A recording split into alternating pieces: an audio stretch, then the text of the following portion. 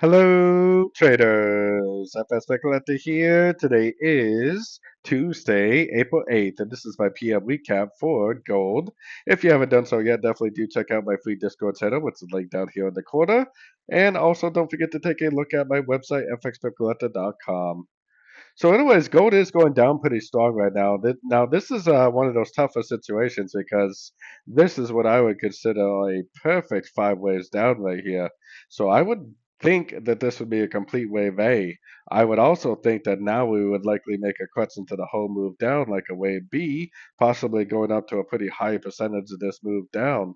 Maybe end up looking something like this for some sort of an ABC of B. The problem is most wave A's do go up and at least take out the structure of wave forwards. This one definitely didn't.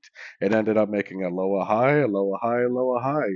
So we really can't argue the fact that we are in a downtrend right now.